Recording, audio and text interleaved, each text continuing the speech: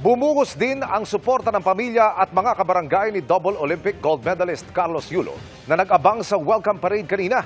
Ang kanyang lola, masayang-masaya raw na muling masilayan ang apo. Live mula sa Malate, Maynila, nakatutok si Jonathan Andal. Jonathan. Emil, hanggang ngayon ramdam pa rin ang Carlos Yulo fever dito sa kanilang barangay sa 711 sa Leverisa Street sa Malate, Maynila. Kanina ay dumagsa yung kanyang mga kabarangay, yung mga kabarangay ni Kaloy na hindi magkamayaw sa pagsalubong sa kanilang double Olympic champion. May dala pa silang standee ni Kaloy. Halos mapuno ang Quirino Avenue sa dami ng nag-abang.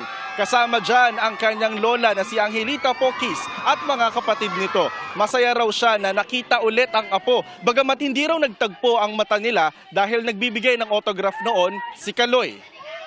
Ano pakiramdam? Masaya.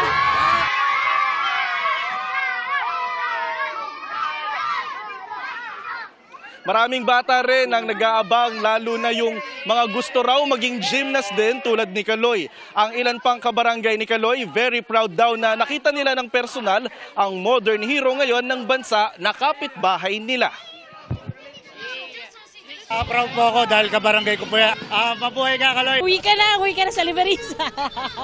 Kasi po proud po ako sa kanya. Gusto ko din po maging kagaya niya.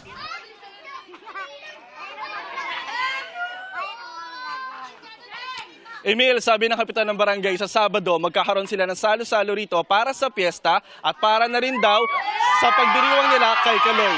Mula rito sa Malate, Maynila, balik sa iyo, Emil. Maraming salamat, Jonathan Andal.